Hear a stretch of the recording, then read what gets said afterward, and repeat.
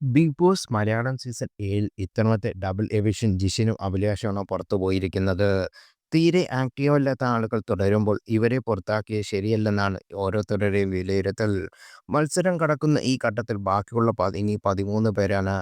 ആദ്യ വീക്കിൽ നിന്ന് ഷോ 8ാം ആഴ്ചയിലെത്തുമ്പോൾ ഓരോ മത്സരാർത്ഥിക്കും വന്ന മാറ്റങ്ങൾ വിശകലനം നമുക്ക് നോക്കാം. ഒരു സീസൺ കൂടി കഴിഞ്ഞിരിക്കുന്നു. ഈ സീസൺ ഇതുവരെയുള്ള എവിക്ഷനുകളെല്ലാം റീസണബിൾ ആയിരുന്നു. എന്നാൽ യാതൊരു ലോജിക്കും ഇല്ലാത്ത എവിക്ഷനായിപ്പോയി കഴിഞ്ഞ വീക്കിൽ. പ്രത്യേകിച്ച് ജിഷിൻ്റേത്. അഭിലാഷ് കഴിഞ്ഞ കുറച്ച് ആഴ്ചകളായി ഗെയിം കളിക്കുന്നതിനേക്കാൾ കുളമാക്കുന്നതാണ് നിന്നത്. അതുകൊണ്ട് തന്നെ ഫാൻ ബേസ് ഉണ്ടായിരുന്നില്ല.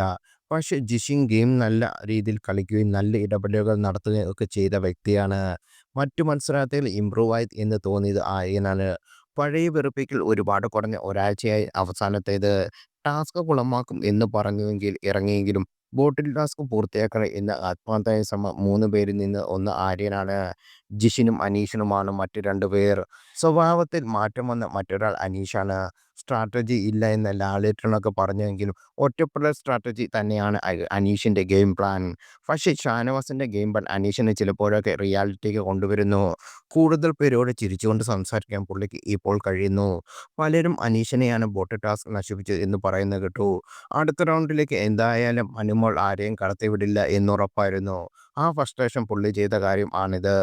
അനുമോൾ ഏറ്റവും കൂടുതൽ ബോറിംഗ് മത്സരാർത്ഥി. പക്ഷേ പതിവ് പോലെ സീരിയൽ പ്രേക്ഷകർ സ്വന്തമായതുകൊണ്ട് തന്നെ സീസൺ വിന്നറാകാൻ പോലും സാധ്യത. എന്നാൽ അവളുടെ ക്വാളിറ്റി എന്നെനിക്ക് മനസ്സിലായിട്ടില്ല. അപ്പാനി അക്ബർ ഗാങ് ഇവളെ പുറകെ നടന്ന് മുള്ളി ചെയ്തപ്പോൾ എല്ലാവരും പോലെ എനിക്കും അനുകമ്പ ഉണ്ടായിരുന്നു. പക്ഷേ ഇത്രയും അസൂയയും കുശുമ്പും കണ്ണുകടിയുമുള്ള പോസിറ്റീവ് എന്ന് തോന്നിപ്പിക്കുന്ന ഒരു ക്യാരക്ടറും ഇല്ലാത്ത ഒരാൾക്ക് സപ്പോർട്ട് ചെയ്യുന്നത് സങ്കടത്തോടെ നോക്കി നിൽക്കാനേ നമുക്ക് കഴിയൂ. ബോട്ടിൽ ടാസ്കിൽ തനിക്ക് കോയിൻസ് കിട്ടാൻ സാധ്യതയില്ലെന്ന് മനസ്സിലാക്കിയ ടൈം അനുമോൾ തീരുമാനിച്ചാണ് ആർക്കും വേണ്ട എന്നത്. അതോടെ ജിസയിലും ആര്യനും എക്സ്ട്രാ പുതപ്പിനുള്ളിൽ കൂടി CCTV വെക്കാൻ പറ്റാത്തതുകൊണ്ട് കാണിച്ചു കൂട്ടി കാര്യങ്ങൾ ചീപ്പ് എന്നല്ലാതെ ഒന്നും പറയാൻ പറ്റില്ല. ഒനിയൽ അഭിലാഷിൻ്റെ കൂടി നെഗറ്റീവ് ഗെയിം. ബോട്ട് ടാസ്കിൽ അനുമോൾ അത്രയും തന്നെ മുഖ്യപതി. പക്ഷെ ആരും ശ്രദ്ധിച്ചില്ല ആ ചീഫ് സ്ട്രാറ്റജി.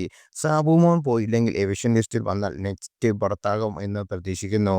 സാബുമോൻ മലയാള പ്രേക്ഷകരിൽ വിചിത്രമായ ഇഷ്ടം കൊണ്ട് നിൽക്കുന്ന നിർഗുണൻ ഒന്നിറങ്ങിപ്പോടെ. ഷാനവാസ് കുഴപ്പമില്ലാത്ത വല്യേട്ടൻ ആറ്റിറ്റ്യൂഡിൽ വന്നിട്ട് മുന്നോട്ട് പോകുന്നു. No change. ആദില ഏറ്റവും നെഗറ്റീവ് കഥാപാത്രങ്ങളിൽ ഒരാൾ ആദ്യം ഉണ്ടാക്കിയ ഇഷ്ടമൊക്കെ കളഞ്ഞു.